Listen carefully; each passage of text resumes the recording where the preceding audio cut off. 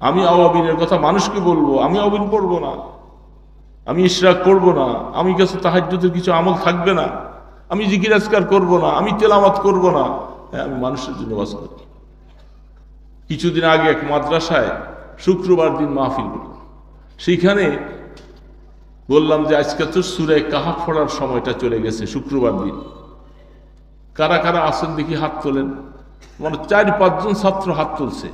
বললাম যে আল্লাহ, আফসোস লাগে, একটা মাদ্রাসা আপনারা সারাদিন কি করছেন, এই মাহফিল নিয়ে ব্যস্ত ছিলেন, সূরা কাহাফটা পড়তে পারলেন না। সূরা কাহাফ যেখানে পড়লে আল্লাহ রাসূল বলছেন কিয়ামতের ময়দানে মানুষের দিল ঘাবড়িয়ে যাবে। কিয়ামতের ময়দানে যারা সূরা কাহাফ শুক্রবারে পড়ে তার দিল ঘাবড়াবে না, দাজ্জালের ফিতনা তাকে আক্রান্ত করতে পারবে না। যে জায়গাটায় বসে সূরা কাহাফ পড়ে সেখান থেকে আসমান পর্যন্ত জায়গাটা নূর দিয়ে ভরপুর হয়ে যায়। তো সেই সূরা কাহাফ পড়তে আল্লাহ রাসূল বলছেন এটা কাদের জন্য? ওয়াজ করার জন্য? শুধু মানুষকে ওয়াজ করে দিব এই জন্য? আমি পড়তে জানি না, আমি কেন পড়ি না, আমি কেন পারি না? হাকিম মোহাম্মদ থানভী রহমতুল্লাহ আলাইহি তিনি উলামায়ে কেরামদের যারা সুলুকের রাস্তায় তাসাউফের লাইনে যারা মেহনত করে তাদেরকে বলছে তোমরা মুনাজাতে মকবুল পড়ো। হাকিম মোহাম্মদ থানভী রহমতুল্লাহ আলাইহি লিখে গেছে 60টা মুনাজাত তিনি লিখাই দিয়ে গেছেন যে আমার দোস্ত আহবাব উলামায়ে কেরাম, তোমরা এই মুনাজাতে মকবুলটা শনিবার থেকে শুক্রবার পর্যন্ত ডেইলি একটা মুনাজাত পড়বা। অনেক জামে মানে হাজী ইমদাদুল্লাহ মহাজির মক্কি রহমতুল্লাহ আলাইহি হিজবুল বাহার বানাই দিয়ে গেছেন। এগুলি বললে অনেক লম্বা কথা, ওইদিকে যাব না। ওইটা পড়ো, তোমার যা মাকসাদ আল্লাহ পাক পুরা করে দিবে সব, এবং আল্লাহর সন্তুষ্টি তোমার দিকে আসবে। হিজবুল বাহার পড়ো, হ্যাঁ, মঞ্জিল পড়ো।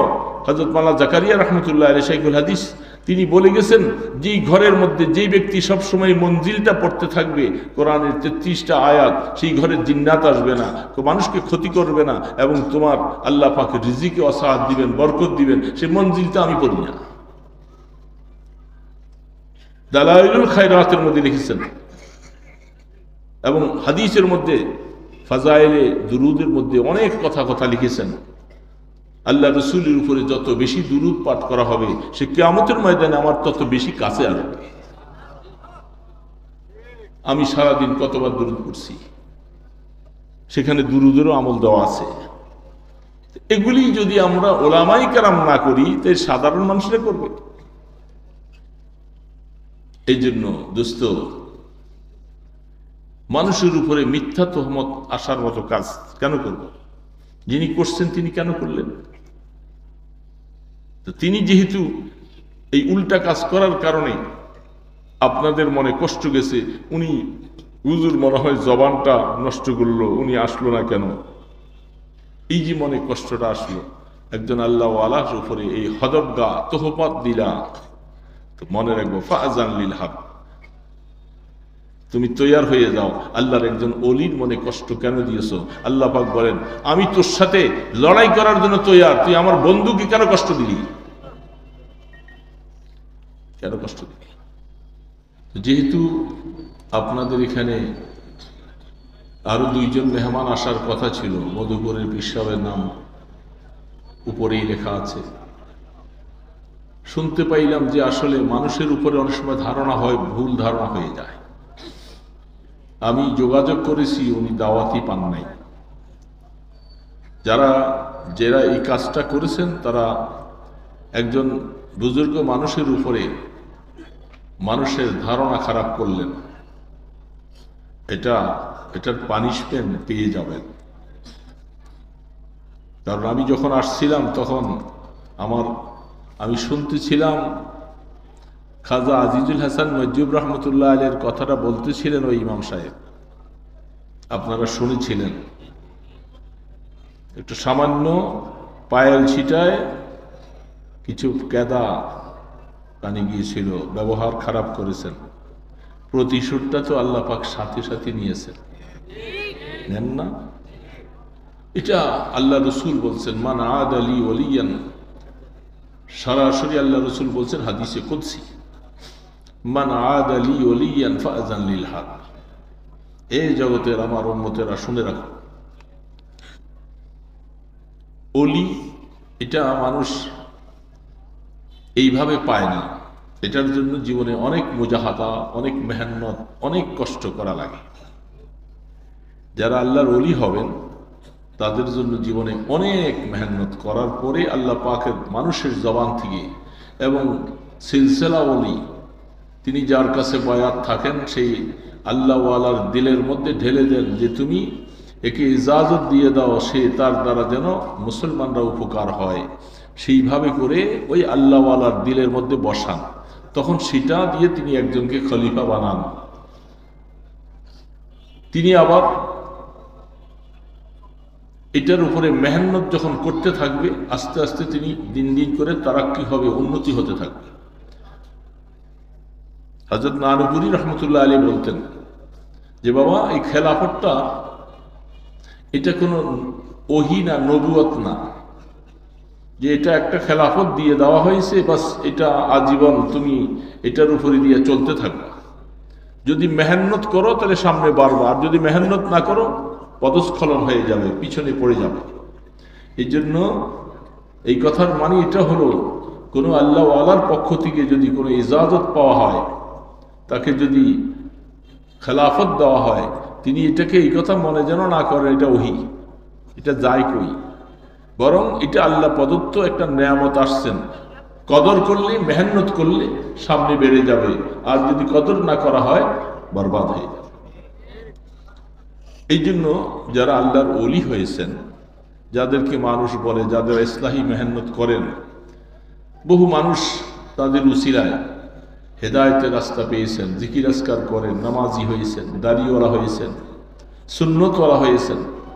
এই মানুষগুলার এই আমলটা, এটা যার উসিলা হয়েছেন তিনি অবশ্যই তার একটা সওয়াব পাবে, কি পাবে না? তো এই জন্য মধুপুরের পীর সাহেব তিনি দাওয়াত রেখে আসেন নাই, এই ধরনের অভ্যাস তার নাই। আমরা যতটুকু জানি, বহু কাজ করেছি একসাথে, চলি ফিরে অনেক প্রোগ্রাম ইত্যাদিতে, কিন্তু এখানে নামটা আছে, আসলে না। আপনারা তো মনে করবেন যে পীর সাহেব মানুষ, হুজুর ওয়াদা করলেন আসলেন না কেন? অথচ আল করিম ইজা ওয়াদা ওয়াফা, ওই ব্যক্তি বহুত সম্মানিত মানুষ, ভালো মানুষ, যিনি ওয়াদা করেন ওয়াদা পুরা করেন। আর যারা ওয়াদা পুরা করেন না, তার সম্পর্কে হাদিসের বাণী অত্যন্ত কঠোর। মুনাফিকের আলামতের মধ্যে একটা আলামত আছে, যখন ওয়াদা করে সে ওয়াদা ভঙ্গ করে, এটা মুনাফিকের আলামত। তো একজন আল্লাহ ওয়ালা মানুষ, তিনি সাধ্য অনুসারে চেষ্টা করবেন ওয়াদা রক্ষা করার। তারপরে যখন কোনো অসুবিধা, অসুস্থ হয়ে পড়ি, রাস্তা অ্যাক্সিডেন্ট হয়, গাড়ি নষ্ট হয়ে গেছে, তখন তিনি ফোন দিয়ে বলেন যে আমি এই অবস্থায় আছি, ওয়াদা ছিল আপনাদের সাথে, আসতে পারলাম না, আমাকে মাফ করবেন, আমি এই অবস্থায় আছি। এটা এতটুকু পর্যন্ত গুরুত্ব দেওয়া হয়। আর এই বাবা, সাধারণ মানুষই তো ওয়াদা ভঙ্গ করলে তাকে আমরা খারাপ মনে করি। আর যেখানে জাতির দিশারি যারা, জাতির রাহনুমাই যারা করবে, জাতিকে যারা রাস্তা দেখাবে, ওনারা যদি ওয়াদা ভঙ্গ করে, তাহলে জাতি শিখবে কোথায়? কোথায় শিখবে জাতি? এই জন্য অনেক অনেক সময় আল্লাহ মাফ করে দেয়। আমাদের অনেক ভাইরা 2টা 3টা 4টা প্রোগ্রাম নেন, একটা করে শুরু করতেছেন, করতে করতে করতে করতে যাইয়া এক পর্যায়ে শেষে দিয়ে আর স্বাস্থ্য দিচ্ছে না, সময় মতো পৌঁছতে পারে না, মানুষ তো বসে থাকে। আল ইন্তজারু আশাদ্দু মিনাল মাউত, অপেক্ষা করাটা মৃত্যুর থেকে আরো কষ্ট। এখন কর্তৃপক্ষ শুধু ইন্তজার করতেছেন, আসতেছেন আসতেছেন, ফোন দিতেছেন। আর আজকাল তো ফোনে একটা মিথ্যারে সত্য বানাইতে সহজ, ঠিক না? উনি আসেন সাইনবোর্ড, টেলিফোনে যদি বলে যে আমি চাষারা, আপনি কি বুঝতে পারবেন? কিন্তু কথাটা কি মিথ্যা হলো না সত্য হলো? একজন আলেমের জন্য কি মিথ্যা কথা বলা জায়েজ? আপনাদের জন্য না জায়েজ, ওনার জন্য জায়েজ।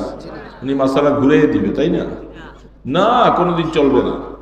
আল্লাহ পাক ইনসাফ বলা, তুমি আলেম হও আর যাই হও, যতটুকু তুমি যা যা কাজ করবা শরীয়তের নির্দেশ মোতাবেক কাজ করবা। মিথ্যা কথা বললে তোমাকেও ছেড়ে দেওয়া হবে না, ছেড়ে দেওয়া হবে।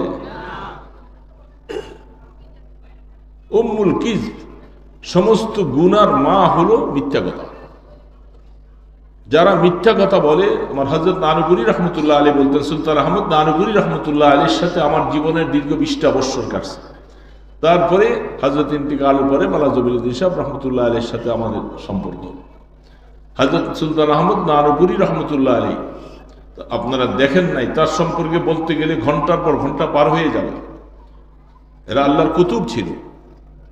তিনি বলছেন যে এই জবানে কোনোদিন মিথ্যা কথা বলবা না, যদি বলো তোমার জবানের বরকত থাকবে না, মানুষ হেদায়েত পাবে না।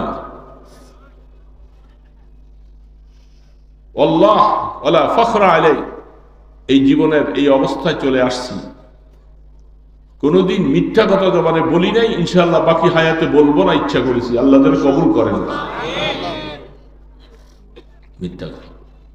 তো একজন আলেম তিনি যদি এরকম মিথ্যা কথা, এতগুলি প্রোগ্রাম আপনাকে নিতে কে বলছে? সারা দুনিয়ার মানুষ আপনি হেদায়েত করে ফেলবেন, আপনাকে 3টা 4টা 5টা। গত বছরের আগের বছর ময়মনসিংহ ত্রিশালে আমার এক প্রোগ্রাম ছিল, আপনাদের এখানেরও একজন ছিল।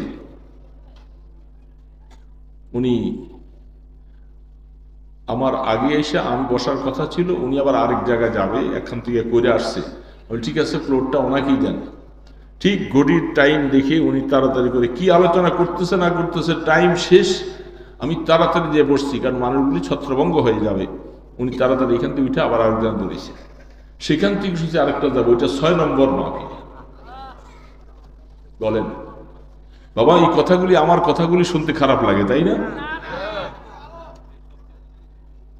এতগুলি প্রোগ্রাম আপনি নিলে মনের শরীরের এনার্জি থাকে না।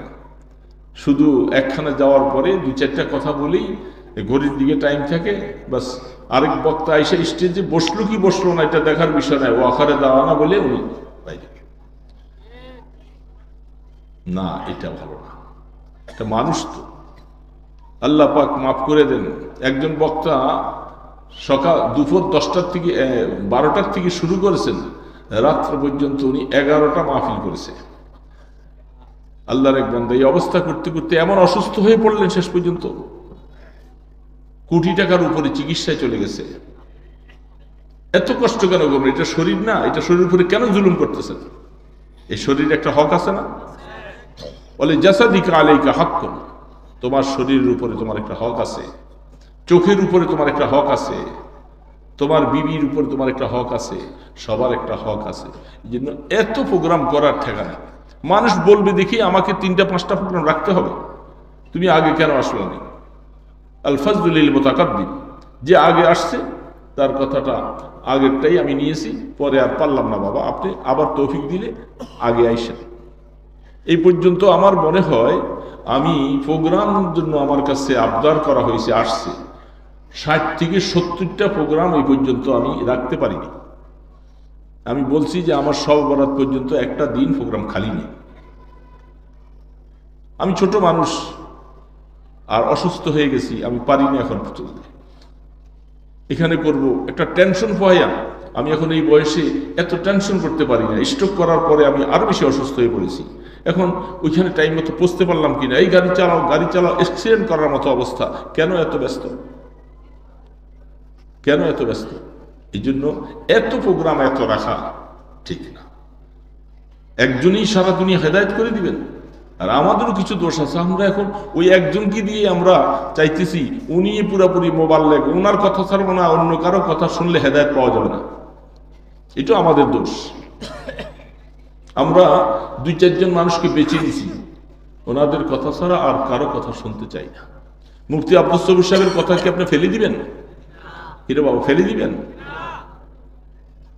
তা আমরা ওই বাড়ির গরু ঘাটার ঘাস খায় না, একটা কথা। ও আপনার কাছের ছেলে তো, এই জন্য ওনার কদর কম। ওই বাহিরের থেকে আসলে বহুত বড়। এরকম বহু বহু অবস্থা আমরা দেখি অনেক সময়, আশ্চর্য লাগে। যারা আমাদের ছাত্রের ছাত্রও না, তারা অনেক সময় বয়ান শুরু করে ইরান তুরান কি বলে না বলে, মনে চায় না এখন মাহফিলের জগতে থাকি। এইগুলি নিয়েই মানুষ খুব পাগল, খুব পাগল। কারণ সুর নকল, দেখা যায় একজন লেখছে উনি আমি 11 জন বক্তার সুর নকল করতে পারি। আমি 11 জন বক্তার, একটু পরেই একজনেরটা একজন, মানুষ বলে আহা, এটা কি হেদায়েতের কথা না, এগুলি সুর নকল করার কথা। এই কথা শোনার দ্বারা হেদায়েত নেই। এগুলি বক্তা বনতে চাই, ভাইরাল হতে চাই, আর ভাইরালের মেশিন তো এখন এই যে দাঁড়াই আছে, দেখেন না? বক্তার থেকে ইউটিউবের সংখ্যা বেশি। কোথায় যেন আমি এক মাহফিলে গেলাম গত বছর, আগের বছর, সুবহানাল্লাহ, আমি মাগরিবের পরে কিছু কথা বলে চলে আসবো, পরে আরো বক্তা আরো আসতেছেন, ওই আগের থেকেই ওনার রেডি করতেছে, যেহেতু ওনার আকর্ষণীয় বক্তা আসতেছে। পরে এই আপনারা মাঝখান দিয়ে কয়েকজন ছাড়া এই জায়গাটা সহ পুরা জায়গাটা আমি হিসাব করেছি প্রায় 100-র উপরে, 100-র উপরে ইউটিউব সাথে। তা আমি ইউটিউব ওলাদের বললাম যে ভাই, আপনারা কি ওয়াজ নিজেরা শুনেন কিছু না, কারণ মানুষকে শোনাইবার জন্য আসতেছেন? আপনাদেরকে তো আমি ওয়াজ শোনার মতো ভাব দেখি না। কোথায় আপনারা অনেকে দাড়ি রাখছেন, দাড়িগুলি সব হইলো ফ্রেজ কাটিং। কিছু মানুষ আছে সে প্যান্ট পরে আছে, তার প্যান্টটা টাকুন নিচে। কিছু কিছু ভাইয়েরা আছেন যে কি একটা অবস্থা, তাকে ওয়াজ শোনার পরে যে একটা হেদায়েতের সেই নূর দেখতেছি না তার চেহারায়। তাহলে আপনি মানুষকে শোনাইবার জন্য এই মেহনত করতেছেন, তার মানে এটার বিনিময়ে আপনি কিছু ফুলুস পাইতেছেন। ফুলুস, ফুলুস চিনেন? ফুলুস কাকে হয়? টাকা। টাকা। ফুলুসের মধ্যে খুলুস নেই, একটা ফুলুস আর তো হলো খুলুস। কয়েকদিন আগে এক প্রোগ্রামের মধ্যে আমি বলছিলাম, মাইকোলা ভাই দাড়িগুলি কামানো আলোচনা শুনতেছে, তো বললাম যে মাইকোলা ভাই, এত ওয়াজ আপনি করাইলেন আপনার মাইক দিয়া, আপনার মধ্যে তো হেদায়েতের কোনো নূর দেখি না। আপনি নামাজগুলি পড়েন, মাথা নিচের দিকে দিয়ে বসে আছেন, যখনই নামাজের সময় মাইকোলা উঠেও দূরে চলে যায়। ঠিক না ব্যাঠিক বলেন? নামাজ শেষ তখন আসে। তো মাইকোলা তার মাইক দিয়ে এত মানুষের ওয়াজ শুনাইলেন, কিন্তু আপনি কোনোদিন একটু হেদায়েতের কথা শুনলেন না। আপনার মনে কি, আপনি কি মরবেন না? আপনি কয়দিন থাকবেন? এই মাইকবাজি করে কতদিন চলবেন? এখন আমরা বক্তারাও অনেকে এখন মাইক হয়ে গেছি, তার মানে কথা যা বলার বলি দিয়ে গেলাম, নিজেকে আমল করার জন্য তৈরি করি না। এটা বড় আফসোসের কথা, আফসোসের কথা। যেহেতু দোস্ত আল্লাহ আকবার, হায়াত তো চলে যাব, তো এই জন্য পিসা হুজুরের নামে এই যে একটা কথা আসলো, আসলে আমি খবর নিয়ে দেখলাম ওনাকে দাওয়াতে দেওয়া হয় নাই। 5,000 টাকা নাকি দেওয়া হয়েছিল ওনাকে রাহ খরচ দেওয়ার জন্য। দাওয়াত কোথায়, টাকা কোথায়? একটা মিথ্যা কথা। এই জন্য স্বাভাবিকভাবে আমার একটা অভিজ্ঞতা হলো, আমি মাহফিলের আগে কোনো হাদিয়া রাহ খরচ নেই না। অনেকে জোর করে দিতে চায়, বাবা আমি যদি যাইতে না পারলাম, যদি মরে গেলাম, আপনি এই টাকাটা আবার পাঠাবো কে? আমি এটার দায়ভার নিয়ে কবরে যাব কেন? যদি মাহফিলে যাইতে পারি, সেই সময় যখন মনে চায় হাদিয়া দিবেন, অগ্রিম আপনার হাদিয়া নিতে রাজি না। তো এই জন্য অনেক অনেক হালাত, অনেক অবস্থায় দোস্ত, যেহেতু আফসুস লাগে, ওলামায়ে কেরাম ওয়াইজ, আতা'মুরুনা আন-নাসা বিল বিররি ওয়া তানসাউনা আনফুসাহুম ওয়া আনতুম তাতলুনাল কিতাব। আল্লাহ পাক কোরআনে বলছেন, অনেক অনেক আমরা বক্তা আছি, আপনাদের জন্য ওয়াজ করে যাচ্ছি, কিন্তু সেই কথা আমল তো আমার নিজে করা দরকার আগে। আমাকে যদি আমলের মধ্যে আমি উঠাইতে না পারি, তাহলে আমি কিভাবে কথা বলবো? লজ্জা থাকার কথা। তুমি আরেকজনের জন্য মাহাদি বনে গেছো, তো নিজে দেখায় আফসোস লাগে। এইদিকে যাবো না এখন, গেলে কথা সময় নষ্ট। আল্লাহু আকবার। একটা কথা, এখানে অনেক ওলামায়ে কেরাম আছেন, যেহেতু এটা ইমাম সমাজের ইমাম সাহেবেরা আছেন অনেকে। পাকিস্তানের মুফতি শহীদ ইসলাম সাহেব, মুফতি রশিদ আহমদ সাহেব, তার একটা লেখা কিতাব আছে। আমি হজের মৌসুমে যাওয়ার পরে আমাকে এক পাকিস্তানি ভাই কিতাবটা আমাকে হাদিয়া দিলেন। কিতাবটা মোতালা করতে খুব মজাই লাগে, মোতালা করতেই ভালো লাগে। বড় মানুষ লিখছেন, তিনি শহীদ হয়ে গেছেন। ওলামায়ে কেরাম একটা হাদিস নিয়ে মুফতি সাহেব হুজুরকে প্রশ্ন করেছেন। কোরআন হাদিসের মধ্যে একটা কথা আছে, আপনারা বুঝবেন, শুধু ওলামারা বুঝবেন তা নয়, আপনারা বুঝবেন। ফজলুল আলিমি আলাল আবিদি কাফজলি আলা আদনাকুম। আমাদের দেশে মক্তবে নুরানিতে পড়ায় ফজলুল আলিমি আলাল আবিদ। একজনকে বলা হয় আলিম, আরেকজনকে বলা হয় আবিদ। আলিম যিনি, তিনি 12 বছর 14 বছর পর্যন্ত বিছনার সাথে ঘষাঘষি করে ওস্তাদের সামনে বসে বহু লেখালেখি করে রাত্র জেগে অনেক কষ্ট করে মেহনত করে ওনাকে এলেম হাসিল করতে হয়। এলেমটা এমন জিনিস নয়, হ্যাঁ এটা কারো কারো বেলায় হয়, খুব কম, 1000-এ 10,000-এ 2000 5000-এ একজন হয়তো আল্লাহ পাক দিয়ে থাকে। সেটা এলমে ওহাবি, একটা এলমে কাসাবি আর একটাকে এলমে ওহাবি বলে। ওহাবি মানে আমাদের দেশে যে ওহাবি বলে এটা না, কি আছে না? না আছে, এরকম একটা কথা আমাদের দেশে আছে না নাই? हम यहाँ भी है वहां भी है, তো ওহাবি বলে ওহাবি। তাই ভালো কথা, মাশাআল্লাহ। ওহাবি বললে তো খারাপ না, এটার নামটা তো আমরা খুশির কথা, কারণ ওহাব শব্দটা তো আল্লাহ পাকের নাম। সুবহানাল্লাহ, ইন্নাকা আনতাল ওয়াহ্হাব, কোরআন শরীফের কথা। তো সেখান থেকে ওহাবি যদি হয় তাহলে আমাদেরকে বলবে বেশি বেশি, আল্লাহ পাকের ওয়াহ্হাব শব্দের অর্থ বেশি বেশি দান করনেওয়ালা, আল্লাহ বেশি দান করেন। তো আমাদেরকে সেই হিসাবে ওহাবি বললে তো ভালো কথা, আমরা বেশি বেশি দান করব। তো তারা না বুঝেই বলে। তো এটা ওই ওহাবি নয়, এটা হলো এহাবা ইয়াহিবু হেবাতান, ওহাবাতান, দুই রকম মাজদার আসে, যেটা আল্লাহ পাকের তরফ থেকে সরাসরি কোনো বান্দাকে দান করা। আল্লাহ পাকের তরফ থেকে সরাসরি, মিডিয়া ছাড়া, মাধ্যম ছাড়া দিয়ে দেন, এটাকে ওহাবি বলা হয়। আর একটা কাসাবি, মেহনত করে রাত্র জেগে ওস্তাদের সামনে বসে খাইয়া না খাইয়া বহু মেহনত করার পরে হাসিল করা। তাইলে যারা এমনি আমরা আলেম হইতেছি, এদের 10 বছর 12 বছর 14 বছর অত্যন্ত মেহনত করে পড়ালেখা করতে হয়, এটা কামাই করতে হয় মেহনত করে।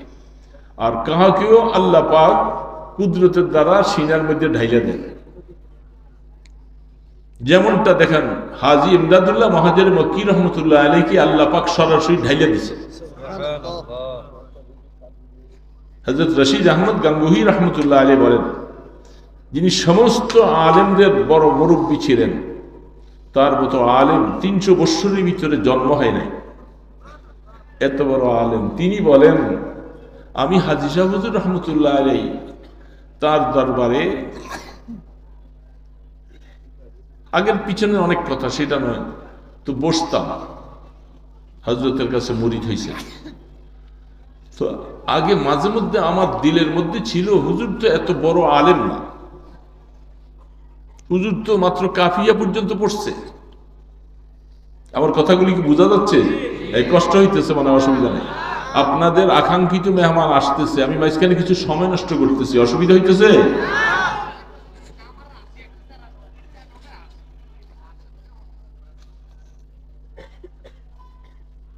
তো হুজুর কাফিয়া পর্যন্ত পড়ছে। আর গাঙ্গুহি রহমতুল্লাহ আলাইহি, কাসিম নানতুবি রহমতুল্লাহ আলাইহি, খলিল আহমদ চারমি রহমতুল্লাহ আলাইহি, আব্দুল কাইয়ুম সাহেব রহমতুল্লাহ আলাইহি, এরকম যারা যারা আছেন এরা অনেক বড় আলেম, অনেক বড় আলেম। তো গাঙ্গুহি রহমতুল্লাহ আলাইহি তিনি মনে করতেন যে আসলে আমাদের পীর, আমাদের মুর্শিদ হযরত হাজী ইমদাদুল্লাহ মহাজির মক্কি রহমতুল্লাহ আলাইহি, আমাদের বাংলাদেশে যত, পাকিস্তানে যত পীর সাহেব এখন নাম শুনতেছেন, ওনার পীর, ওনার পীর, ওনার পীর, সমস্ত পীর সাহেবদের গোড়া হাজী ইমদাদুল্লাহ বাহাজের মক্কি রাহমাতুল্লাহ আলাইহি। সেই গোড়া যেখানে, উনি এত বড় আলেম ছিলেন, অত বড় পড়ে নাই, মুহাদ্দিস মুফতি হইয়া একেবারে এখন উলুমে হাদিস ফুনুনাত এগুলি পড়ে নাই। যার কারণে স্বাভাবিক বড় আলেমদের ভিতরে একটা অসওয়াসা আসে, এলেমের একটা গর্মি আছে। এলেমের কি আছে? একটা গর্মি আছে। আমি তো বড় আলেম, আমি এই বুখারী পড়াই, আমি অমুক কিতাব পড়াই, আমি ফুনুনাতে আলিয়া পড়ছি, আমি মাইবুজি পড়ছি, সারে চকমনি পড়ছি, কত কত কথা বলে না। একটা এলেমের গরমের চোটে ওনার কথার ভাব ঢঙ্গই আলাদা, এটা এলেমের গরম।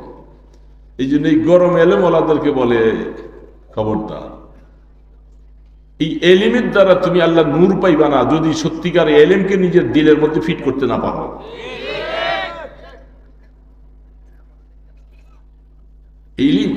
এলিমের গরমের চোটে, গরম এলিমটাকে যদি তুমি এটারে পায়ের নিচে দিয়ে আপনি দাবাইতে না পারো, তুমি উপরে উঠতে পারবা না, তোমাকে এলিমে শেষ করে দিবে। যেমনটা শয়তানকে শেষ করেছে, তুমি এলিমের গরমে অনেক সময় শেষ হয়ে যাবে।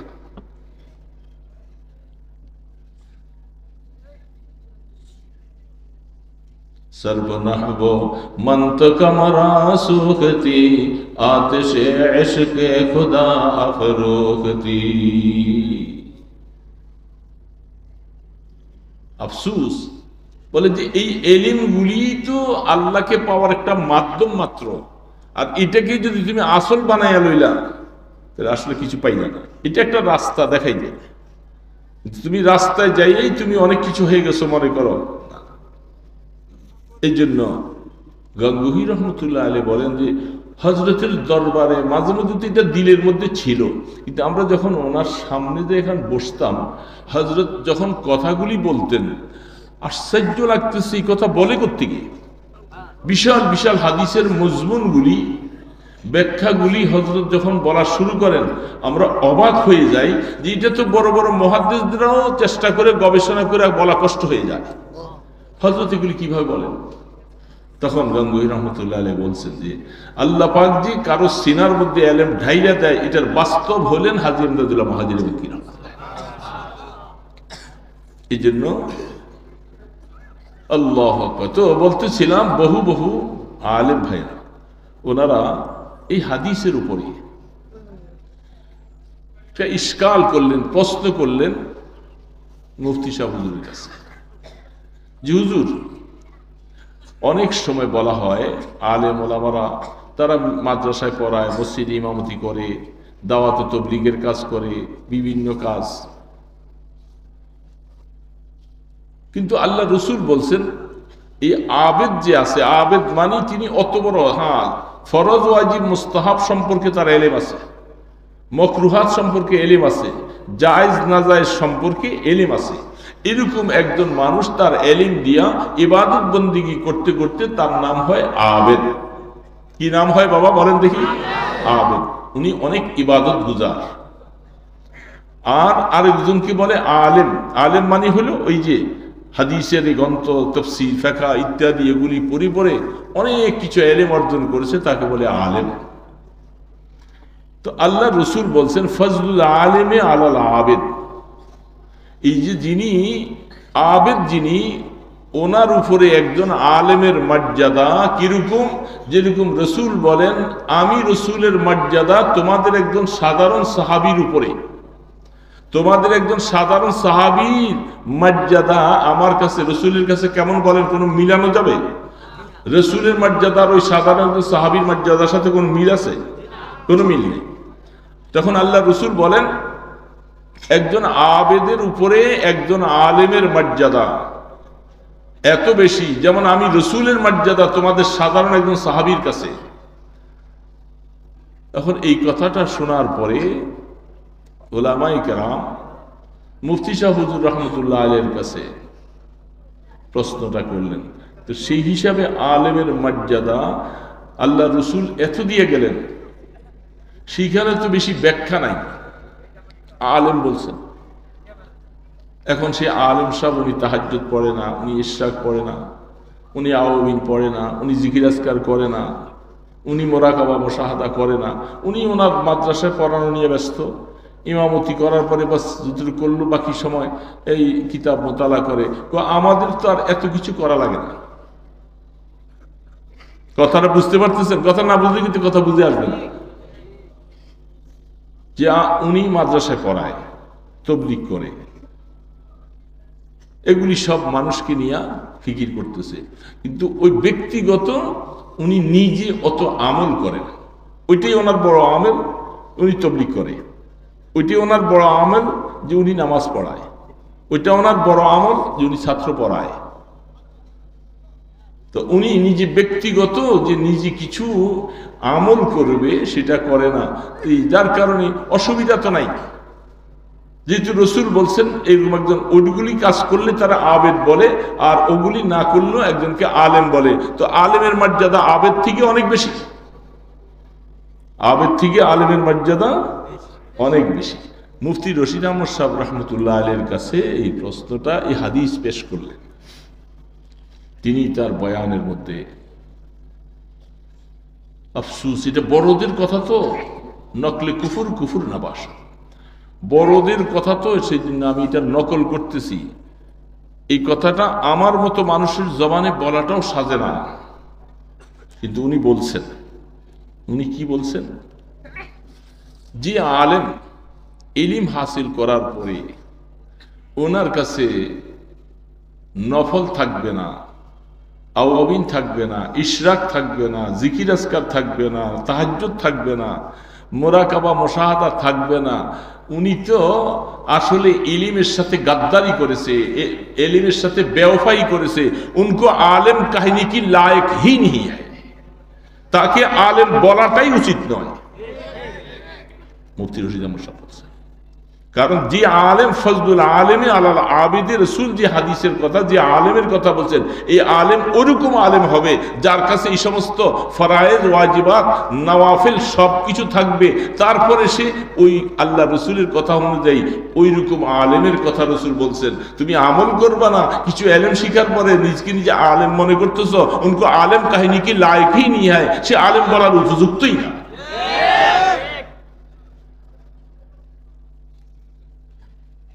এই জন্য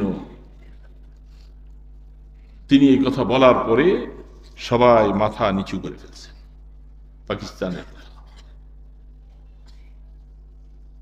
কোরআনের মধ্যে আছেন, হাদিসের মধ্যে আসছেন হাফিজে কোরআন, আল্লাহ তাকে কোরআন দিয়েছেন সিনার মধ্যে।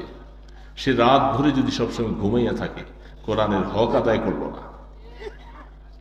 সে তাহাজ্জুদে, নফল নামাজে ইত্যাদির মধ্যে কোরআন খতম করতে থাকবে, কোরআন পড়তে থাকবে, এটা কোরআনের হক।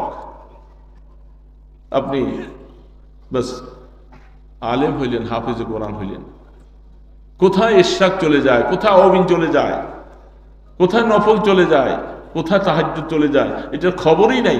উনি বলেন যে আমি সময় পাই না, আমি তো কিতাব মোতালা করি, ছাত্র পড়াই। মসজিদে নামাজটা পড়ে দেওয়ার পরে ইমাম সাহেব নিজে ইচ্ছা করলে আওয়াবিন পড়তে পারে, কিন্তু বহু বহু ইমাম সাহেব এমন আছে, আমাদের সমাজে আছে, উনি ওই মাগরিবের পরে টিউশনি 2টা করে। হ্যাঁ, অনেক আগের কথা, আমাদের মসজিদে ডিআইটিতে তখন তো ছোট্ট টিনের ঘর ছিল। তো আমার মুয়াজ্জিন সাহেব, ওই তখন এত খাদেম ছিল না, এত মুয়াজ্জিন, এত ইমাম, এত লোক ছিল না। ইমাম আর মুয়াজ্জিন আমরা দুইজনেই ছিলাম। তো বেচারা মাগরিবের পরে টিউশনি আছে। এখন আমি আসলে বলতে কি, আমি টিউশনি তেমন করতাম না, এটা আমার অভ্যাস ছিল না। মসজিদে নামাজ পড়ে বসে একটু আওয়াবিন পড়তাম। তো মুয়াজ্জিন সাহেব আরেকজন মুসল্লিকে ডাইকা ওনার কাছে টিপতালা এটা খুইলা দিয়া ওনার সামনে রাইখা দিয়া উনি চলে যেতেন। তার মানে উনি তো টিউশনি করবে। এই জন্য আমি নামাজ শেষ করে আসছি, আমরা বাইরে যাই, সারা মসজিদে একজন আওয়াবিন পড়নেওয়ালা আর নাই, বাস টিপতালাটা লাগাই দিয়ে আসছি। উনি আবার সময় মতো আইসা তালা খুইলা এশার নামাজের আজান দিচ্ছে। তো আল্লাহ শুকুর, ওই জমানার থেকে নিয়ে এখন আমাদের মসজিদে মাগরিবের পরে কত আওয়াবিন পড়নেওয়ালা, কত আল্লাহর বান্দা। শুরু করেছিলাম আমরা ওই সময়, টিনের ঘর, ওই সময় ভাঙাচোরা ঘর, যেটা আপনারা দেখেছেন যে আপনাদের চোখের সামনে। মার কাছে মামার বাড়ির গীত গেয়ে লাভ নাই, বাস্তব না হলে। সেইখানে এতেকাফ করা একটা মানুষকে, আমি যখন আসলাম সেখানে 1 বছর পরে এতেকাফ করবে, এখন একজন মানুষও নাই। পরে একজন মানুষ ওই বস্তিতে থাকে, তাকে খানা এবং টাকা পয়সা দিয়া এতেকাফে বসা হয়েছে। তো আমি ওই বছর আসার পরে ওই বছরটা কেটে গেল। আমি পরে বললাম যে এটা একটা আশ্চর্য কথা, এটা তো মাসালা জায়েজ নেই। টাকার বিনিময়ে যদি কাউকে মসজিদে এতেকাফে বসানো হয়, পুরা মহল্লাবাসী গুনাহগার হবে, এই এতেকাফ হবে না। আর যিনি এতেকাফ করলেন ওনার কোনো সওয়াব নেই, উনি তো টাকার আশাই করছে। বাস ওই বছরটা চলে গেল। পরের বছর চিন্তা করলাম, এলান করলাম যে মসজিদে এতেকাফ না করলে পুরা মহল্লাবাসী গুনাহগার হবে, কেউ আসেন নাকি? একজনও পাওয়া গেল। তখন মনে মনে নিয়ত করছি, আল্লাহ ওয়াজ তো মানুষেরই করতেছি, তা আমিও তো মানুষ, আমিও তো মানুষই। নিয়ত করছি আলহামদুলিল্লাহ, আল্লাহ তুমি তৌফিক দাও, আমি এই 10 দিন আমি এতেকাফ শুরু করি। আমি শুরু করছি সেই বছর, আল্লাহ পাকের শুকর, সে আজকে প্রায় 40 বছর হয়ে আসছে।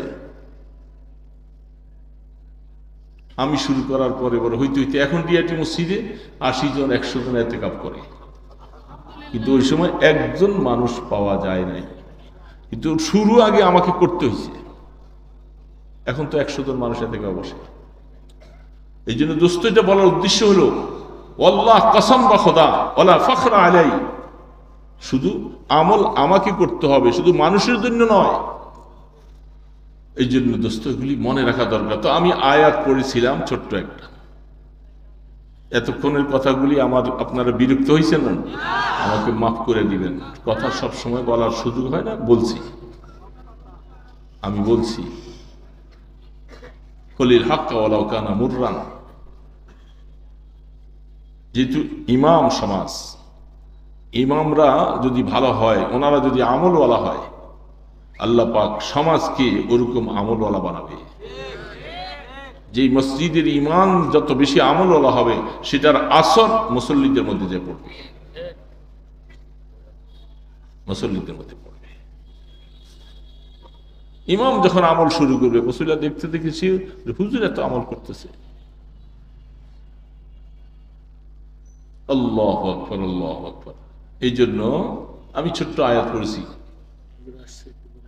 হ্যাঁ, মাশাআল্লাহ মাশাআল্লাহ, আমরা শুকর আদায় করি আলহামদুলিল্লাহ। আরিফ বিন হাবিব সাহেব তিনি আয়েশা পড়ছেন এখানে, ইনশাআল্লাহ। এই যে এখানে সিধা আসলেই বাস আমি কথা শেষ করে দিচ্ছি। তো ছোট্ট কথাটা যেটা বলছি, এটা আমার জন্য, হুজুরদের জন্য, ইমাম সাহেবদের জন্য, মুসল্লির জন্য, সবার জন্য। কি আম হাসিবতুম আন্নামা খালাকনাকুম আবাসা, এ দুনিয়ার মানুষেরা, এই কথা কি মনে করেছো যে আমি তোমাদেরকে খামাখা বানাইছি, অযথা বানাইছি? শুধু এমনি শুধু তোমাদের হায়ারটা কাটাই দিবা, তোমরা আমার কাছে আসতে হবে না? এই কথাটা শুধু সংক্ষেপে এই কথাটা আমি বলেই হুজুর আসতেছে, মাইক ছেড়ে দিচ্ছি। দোস্ত, এই কথা আপনার জন্য, আমার জন্য, সবার জন্য। আল্লাহ পাক বলছেন, আল্লাহ কি আমাদেরকে অযথা বানাইছেন কিনা বলেন না কথাটা? অযথা বানাইছে? হিসাব নিকাশ দেওয়া লাগবে না, আমল নিয়ে যাওয়া লাগবে না, ওয়াজ শুনবো আর নামাজ পড়বো না, তাই? এই জন্য ওয়াজ শুনবো হেদায়েত পাওয়ার উদ্দেশ্যে। এই জন্য আমরা বহু দোস্তরা নামাজ পড়ি না, ওয়াজ শুনেই বাস কলিজাটা খুশি করে বাড়ি চলে যাই, নামাজই হই না। এই জন্য আমাদের হযরত মাওলানা আরিফ বিন হাবিব সাহেব আসছেন, তিনি আলোচনা করবেন। আল্লাহর ওয়াস্তে এই ছোট্ট কথার এই কথাটা যে আল্লাহ আমাদেরকে খামাখা বানান নাই, আমাদের হিসাব দিতে হবে, আল্লাহর কাছে যাইতে হবে, এই কথাটা অন্তরের মধ্যে জায়গা দিয়া হায়াত কাটাইতে থাকি ইনশাআল্লাহ। তাইলে হায়াত সুন্দর হবে, আল্লাহ পাকের কাছে ইজ্জতওয়ালা হব। আল্লাহ মেহেরবানি করে আমাদের সকলকে এই কথাটার উপরে আমল করার বলনেওয়ালা শুননেওয়ালা তৌফিক দান করেন। ওয়া মা আলাইনা ইল্লাল বালাগ। আসসালামু আলাইকুম ওয়া রাহমাতুল্লাহি ওয়া বারাকাতুহু।